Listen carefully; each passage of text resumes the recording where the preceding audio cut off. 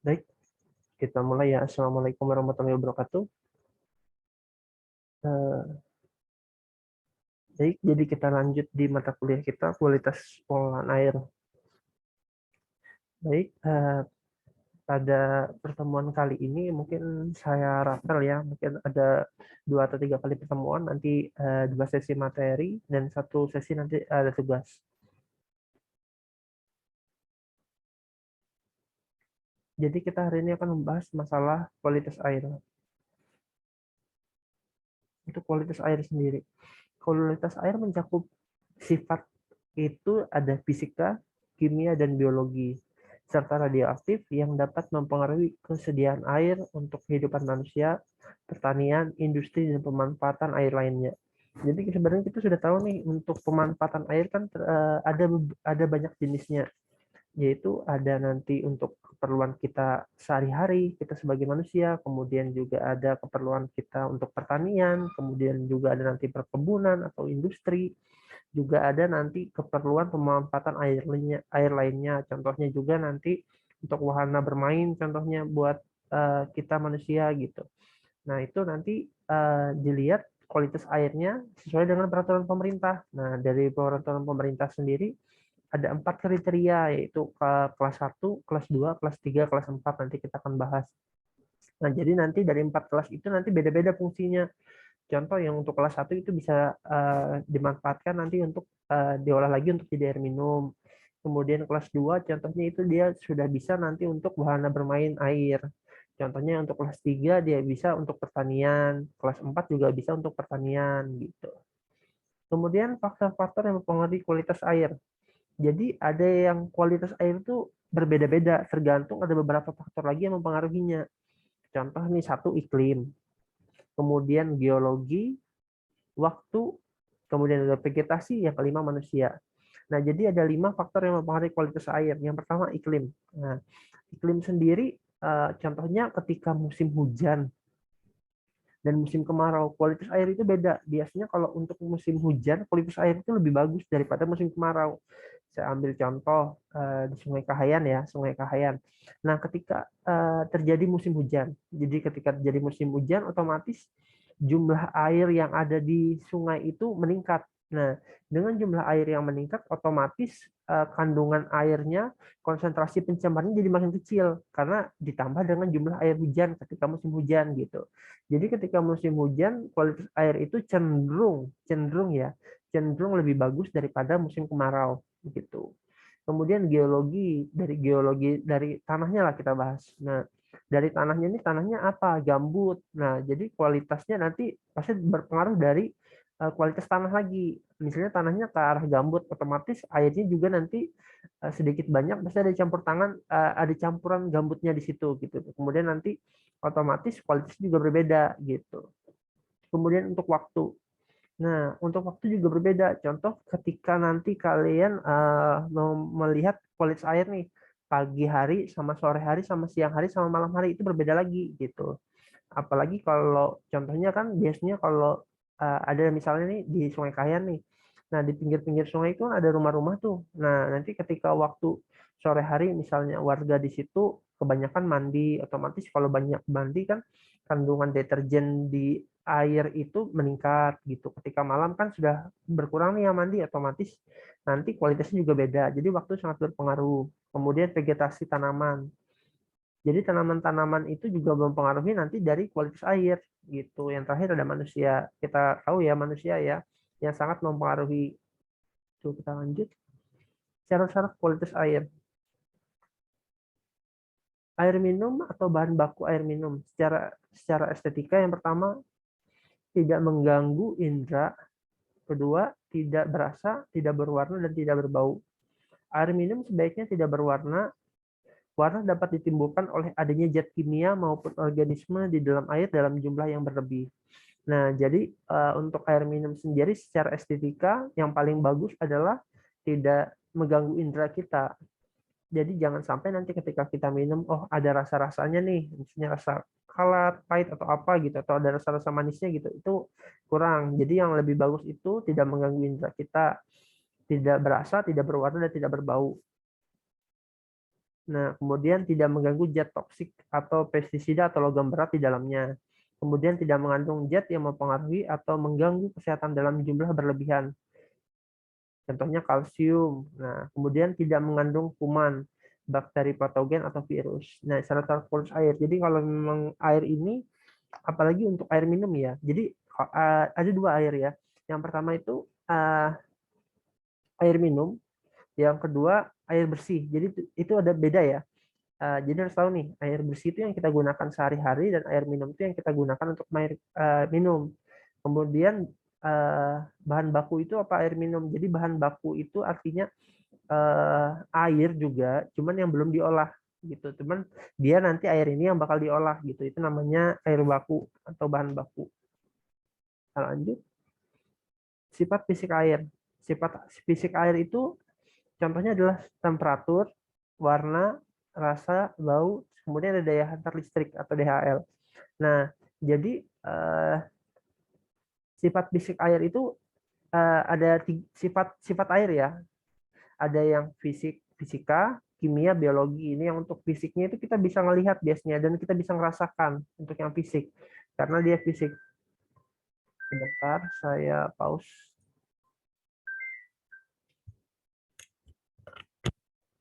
Halo, Assalamualaikum.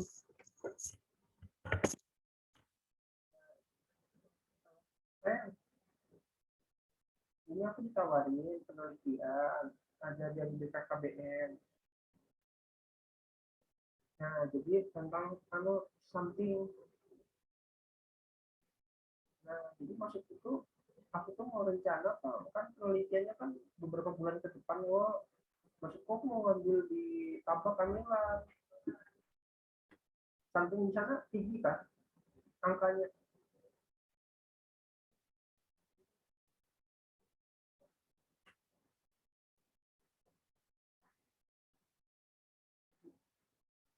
Berarti nggak ada datanya. Kalau nggak ada datanya mau berani ambil.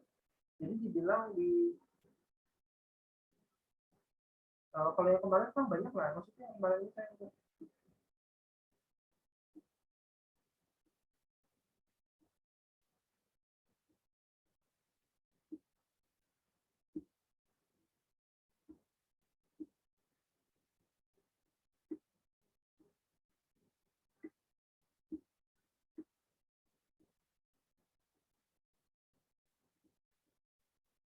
terus ya kan jumlahnya.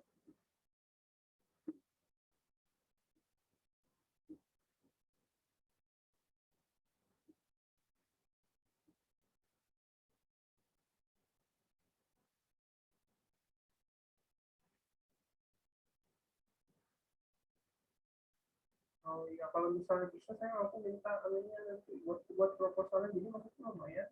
Kalau aku mau pulang ke sana ada ada ada anunya, ada dananya buat dana penelitiannya.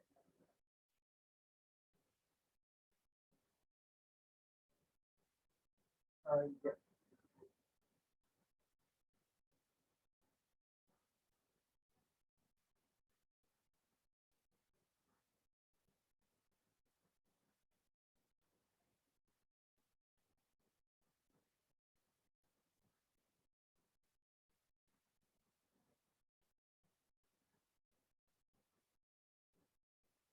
Tapi poskonya nanti ada di posko. Maksudnya kayak yang kamu bilang yang area rawan. Nah, maksudnya kenapa di situ area rawan kayak apa? Nah, iya nanti aku minta deh.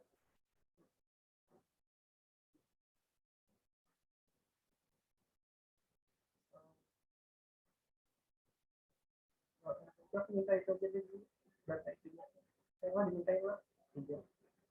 Maksudnya eh, kalau bisa di WA aja dulu nanti jangan ngomong kerja. Yang penting ini orangnya tahu dulu. Soalnya nanti kalau buat proposalnya kan enak. Jadi kalau nanti mau ke sana enak ada datanya. Cerah ya. Oh iya.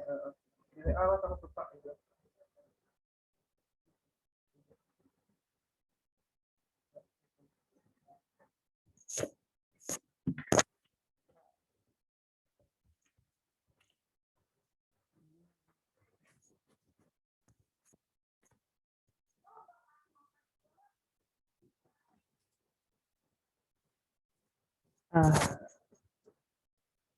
Baik, kita lanjut lagi. Mohon maaf tadi saya pause sebentar.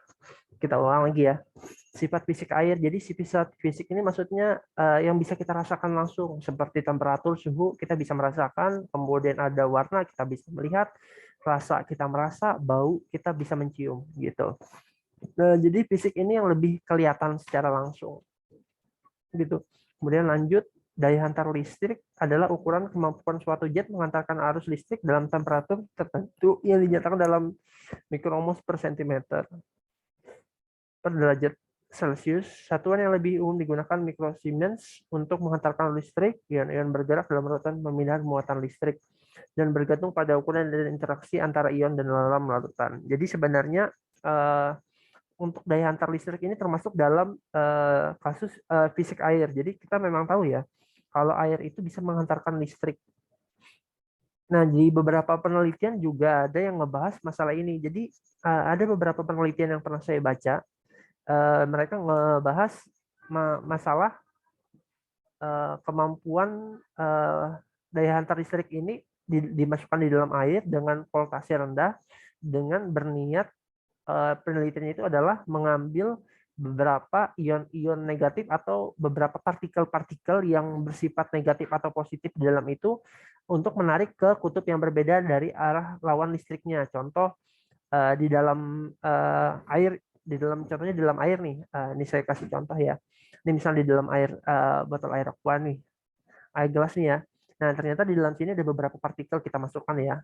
Nah, partikel-partikel ini adalah contohnya dia adalah partikel negatif yang jumlahnya banyak sehingga tidak kelihatan. Nah, kemudian nanti kita masukkan aliran listrik, contohnya dari atas adalah yang positif, yang di bawah dari negatif. Nah, otomatis nanti kandungan-kandungan yang ada di dalam sini pencemarnya yang bersifat negatif, maka dia akan lari ke arah kutub positif, begitu juga sebaliknya gitu. Nah, sehingga nanti dia penelitiannya itu mengarah untuk menjernihkan air gitu. Jadi dia mengambil partikel-partikel yang bermuatan berbeda gitu. Kita lanjut. Ini masih ngebahas masalah daya listrik. Oke, kita lanjut ke kimia. Nah, untuk sifat kimia air, kualitas kimia air tanah terkait dengan litologi penyusunan suatu daerah. Umumnya, batuan merupakan campuran kompleks dari mineral yang berbeda dalam kestabilan atau daya larut dalam air. Sehingga dalam tempat-tempat litologi yang berbeda, maka kualitas kimia airnya pun berbeda. Sifat kimia terkait dengan ion-ion terkandung dalam air. Kemudian ion-ion penyebab kebebasan biasanya dinyatakan dalam ukuran karbonat dan bikarbonat. Analisis kimia air tanah termasuk menentukan konsentrasi kandungan bahan ion organik dan pengukuran pH. Nah, jadi gini, kalau sifat kimia air, kalau misalnya air itu tergantung dari karakteristik daerahnya gitu. Jadi apakah nanti di sana daerahnya bebatuan atau ternyata banyak tanah liat gitu, itu nanti berpengaruh lagi ke sifat kimia air. Nah, kalau biasanya kalau kita bicara untuk pencemaran ya di kualitas air nih, biasanya yang untuk pencemaran kimia itu sisa-sisa bahan kimia bekas tambang, apalagi tambang ilegal. Kemudian ada beberapa industri yang ada bekas-bekas kimianya yang langsung dibuang ke air, ke badan air, itu yang sangat biasanya berpengaruh ke sifat kimia air. Jadi kalau selama dia masih alami, meskipun itu bebatuan ya, selama dia masih alami di dalam seharusnya itu masih kualitasnya masih bagus dan bisa ditolerir gitu. Nah, kalau misalnya dia sudah ada campur tangan manusia, kemudian ada sisa limbah, nah itu biasanya kandungannya sudah mulai berbahaya tuh dan dia perlu adanya beberapa proses pengolahan. Kemudian status mutu air adalah kondisi kualitas air yang diukur dan atau diuji berdasarkan parameter-parameter dan metode tertentu berdasarkan peraturan perundang-undangan yang berlaku. Status mutu air adalah tingkat kondisi mutu air yang menunjukkan kondisi camar atau kondisi baik pada suatu sumber air dalam waktu tertentu dengan membandingkan dengan baku mutu air yang ditetapkan. Nah, jadi nanti kita akan bahas status mutu air. Jadi di sini adalah ada beberapa peraturan yang memang mengatakan peraturan untuk kualitas air. Nah, kalau kualitas air yang baru keluar ada peraturannya baku mutu tahun 2021 itu baru keluar, nanti bisa sambil kalian cek. Jadi ada peraturan yang baru keluar itu dia ngebahas tentang baku mutu air juga gitu. Nah, jadi kalau kita menjudge suatu perairan ini tercemar atau enggak, caranya kita harus lihat status mutu airnya, baku mutunya udah sesuai enggak. Jadi nanti harus ada uji lab.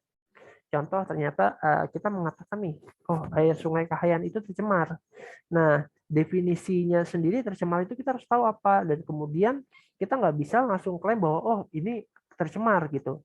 Jadi biar kita tahu tercemar atau enggak, kita harus masukkan ke lab, kemudian kita lihat nanti kita bandingkan sama baku mutu gitu, sama peraturan yang ada dari pemerintah. Nah, kalau misalnya dia sesuai dengan peraturan pemerintah, berarti itu dia tidak tercemar. Oke, kita lanjut. Pengambilan sampel. Sampel yang diambil harus benar-benar mewakili kondisi lapangan. Jadi gini, untuk pengambilan sampel ya. Jadi kalau kita mau mengetahui kualitas air di suatu perairan, jadi kita harus mengambil sampel. Sampelnya itu kayak gimana maksudnya Pak? Jadi contoh air Sungai Kahayan kan, Sungai Kahayan kan panjang nih. Nah, kita tentukan beberapa titik yang akan nanti kita ambil airnya buat kita uji gitu. Itu yang air yang kita uji itu disebutnya sampel. Jadi sampel ini mewakili air Sungai Kahayan gitu. Nah, syarat-syarat pengambilan sampel adalah sampel yang diambil satu harus benar-benar mewakili kondisi lapangan. Jadi kita harus tentukan lokasi titik yang mewakili dari seluruh area tersebut. Jadi contoh Sungai Kahayan ini panjang. Nah, kita ambil misalnya sampel air, misalnya Sungai Kahayan kan melewati kota Palangkaraya ya. Nah, contohnya kita ambil sampel airnya sebelum memasuki kota. Otomatis ketika nanti air sungai yang di kota nanti berbeda kualitasnya sama air yang belum masuk kota gitu. Nah, jangan sampai kayak gitu. Jadi kita harus benar mengambil sampel yang harus benar-benar mewakili kondisi lapangan. Yang kedua, apabila terdapat kesalahan dalam pengambilan sampel, maka analisis tidak akan sesuai juga. Nah, jadi ada tata cara pengambilan sampel. Nah, tata cara pengambilan sampelnya nanti kalian akan pelajari di mata kuliah laboratorium lingkungan. Jadi kalau untuk kalian pengambilan sampel, itu ada beberapa caranya. Contoh untuk pengambilan sampel air contohnya. Nanti air sungai beda lagi caranya sama air keran gitu. Atau air tanah. Air tanah kan kita nggak bisa ngambilnya nih langsung. Jadi kita ngambilnya lewat keran. Itu ada tata caranya juga. Kemudian kalau untuk yang nanti kita uji sampelnya ternyata biologi, itu beda caranya sama yang fisika sama yang kimia, itu beda-beda lagi gitu. Kemudian kita lanjut, pengambilan sampel harus memperhatikan hal-hal sebagai berikut. Hal-hal sebagai berikut. Yang pertama, pemilihan lokasi pengambilan sampel air. Yang kedua, frekuensi pengambilan sampel. Yang ketiga, peralatan dan cara pengambilan sampel. Yang keempat, perlakuan sampel di lapangan. Jadi yang poin pertama itu sama dengan poin yang pertama yang tadi ya. Mengambil lokasi pengambilan sampel air. Jadi kita harus memilih nih, lokasi mana kita ambil. Jadi kalau ketika kita bahas untuk Sungai Kahayan yang panjang misalnya, nah kita bisa mengambil beberapa titik karena satu titik tidak bisa mewakili kondisi lapangan gitu. Contoh, ternyata Sungai Kahayan nih ada beberapa titik yang kualitasnya memang benar-benar beda. Contoh ketika sungai itu ketika dia awalnya dengan setelah melewati kota otomatis kualitasnya sudah berbeda nih. Jadi kita ambil 2 titik contohnya. Biasanya kalau untuk sungai itu 3 titik. Hulu, tengah, hilir. Nah, di atasnya, di tengahnya, dan di ujungnya itu diambil. Kemudian frekuensi pengambilan sampel atau pengulangannya. Kita pengulangannya berapa kali? Nah, biasanya kalau untuk frekuensi pengulangan itu biasanya minimal 3 kali. Kemudian peralatan dan cara pengambilan sampel itu berbeda-beda lagi. Dilihat lagi dari tadi yang saya bilang. Kalau yang untuk pengambilan sampel contohnya di tengah sungai, di pinggir sungai itu beda lagi caranya. Kemudian perlakuan sampel di lapangan. Nah, contohnya aja kalau beberapa sampel yang di lapangan yang contohnya kita untuk pengecekan misalnya biologi. Kalau biologi kan otomatis yang dicek nanti kan bakterinya di dalamnya. Nah, kalau misalnya kita ngomong bakteri, berarti jangan sampai bakteri ini mati atau berkembang biak selama dia dibawa di perjalanan. Makanya perlakuan sampel di lapangan itu berbeda-beda gitu, tergantung dengan nanti yang akan kita uji itu apa gitu. Kita lanjut. lokasi atau stasiun pengambilan sampel. Yang pertama, kualitas air sebelumnya ada pengaruh kegiatan manusia, yaitu pada lokasi hulu, sungai, dan yang dimaksudkan untuk mengetahui kualitas air secara alamiah sebagai baseline stationnya. Kemudian pengaruh kegiatan manusia terhadap kualitas dan pengaruhnya untuk pemanfaatan tertentu. Lokasi ini dimaksudkan untuk mengetahui pengaruh kegiatan manusia yang disebut impact stationnya. Kemudian sumber-sumber pencemarnya yang dapat memasukkan zat-zat yang berbahaya ke dalam sumber air. Lokasi ini dimaksudkan untuk mengetahui sumber penyebab bahan berbahaya sehingga dapat ditanggulangi. Nah, ini biasanya penentuan stasiun pengambilan sampelnya. Yang pertama baseline-nya, kemudian impact station-nya, kemudian sumber-sumber pencemarnya gitu. Biasanya kalau misalnya kita melakukan penelitian, kita lakukan mapping nih, pemetaan sumber airnya, sumber pencemarnya di mana aja, kemudian sumber mata airnya di mana. Itu kita lakukan mapping. Jadi ketika nanti di peta kita lihat nih, oh di sini ada titik air, sumber air, di sini ada titik-titik pencemar. Contohnya ini industri A buang limbahnya ke sini, industri B buang limbahnya ke sini, kita mapping. Nah, dari mapping itu nanti kita bisa lihat kualitasnya gimana gitu. Itu nanti yang bakal kita analisis. Lanjut. Lokasi stasiun pengambilan sampel itu untuk air sungai dengan debit kurang dari 5 meter kubik per detik. Sampel diambil pada satu titik di tengah sungai pada 0,5 meter kedalaman dari permukaan air. Ini untuk yang debitnya 5 meter kubik per detik. Kemudian sungai dengan debit di antara 5 sampai 150 meter kubik per detik, sampel diambil pada jarak 1/3 dan 2/3 dari lebar sungai pada 0,5 meter kedalaman dari muka air. Kemudian, maaf. Ini maksudnya untuk kedalaman ya. Ini bukan 0,5 meter ya, maksudnya setengah dari kedalaman air. Jadi di tengah-tengah kedalaman air, gitu ya. Lanjut, sungai dengan debit lebih dari 150 meter kubik per detik, sampel air diambil pada jarak 1/4, 1/2, dan 3/4 lebar sungai pada 0,2 dan 0,8 kedalaman air permukaan air. Gitu.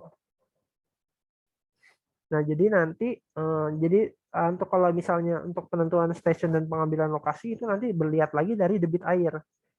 Gitu. Kita lanjut untuk pengambilan sampel di danau atau waduk. Kedalamannya kurang dari 10 meter, sampel diambil di permukaan dan di dasar danau. Kemudian danau dengan kedalaman antara 10 sampai 30 meter diambil di permukaan. Kemudian dan di dasar danau. Danau untuk antara ukuran 300 sampai 100 meter, sampel diambil pada permukaan lapisan termoklin, kemudian di dasar waduk juga. Dengan kedalaman danaunya, kalau misalnya kedalaman lebih dari 100 meter, sampel dapat ditambah sesuai dengan keperluan.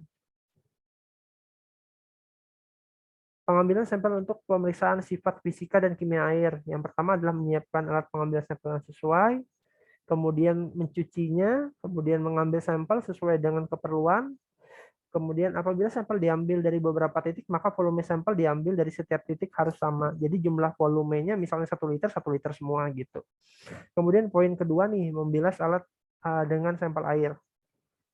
Nah, membilasnya ini maksudnya bukan mencuci ya. Maksudnya mencuci itu dia adalah membilas dengan air yang sama gitu. Jangan sampai kita pakai sabun. Kalau kita nanti pakai sabun, otomatis kandungan sabunnya di dalam botol tempat pengambilan sampel air ini nanti malah mengganggu dari sampel airnya gitu.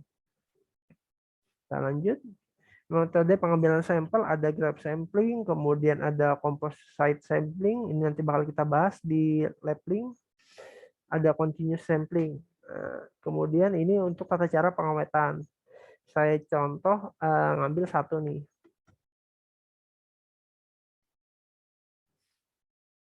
Saya ngambil contoh yang untuk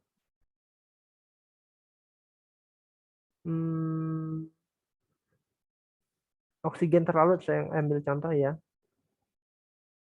Nah, oksigen terlarut yang ini.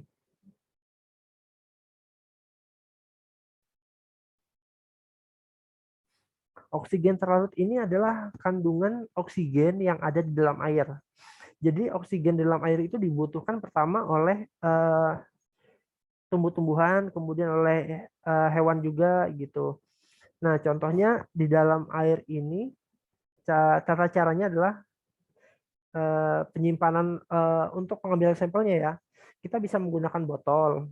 Kemudian minimal air yang kita ambil adalah 300 mili.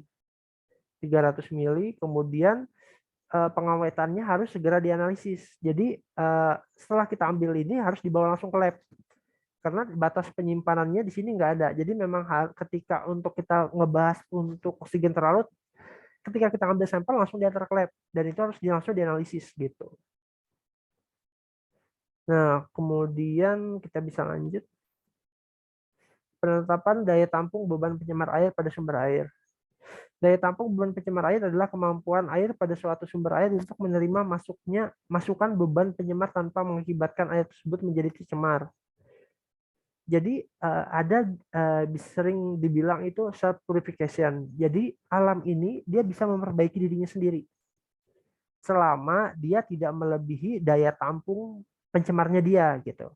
Nah, contoh Sungai Kahayan. Nah, Sungai Kahayan ini dia bisa mengembalikan dirinya atau memperbaiki dirinya sendiri.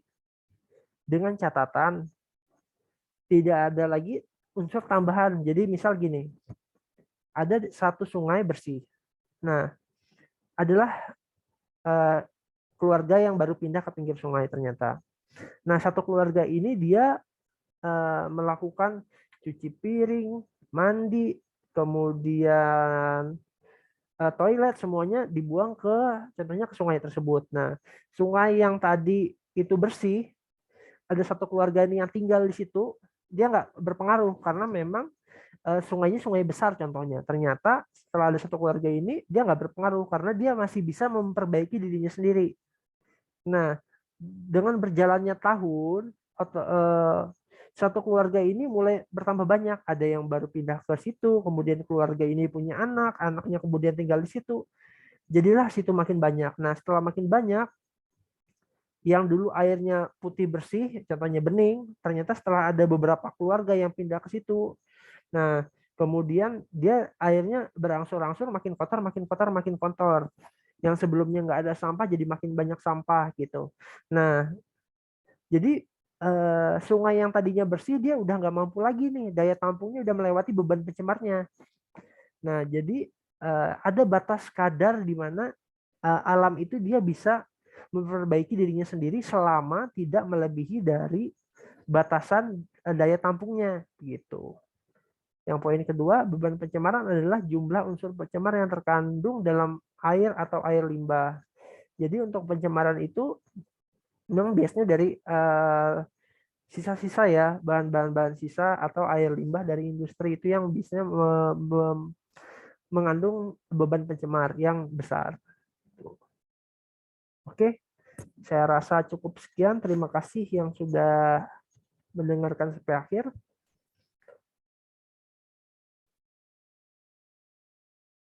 Oke, nanti untuk tugasnya bisa sambil dilihat ya di Zoom kita, di link maksudnya, maaf. Oke, saya tutup. Assalamualaikum warahmatullahi wabarakatuh.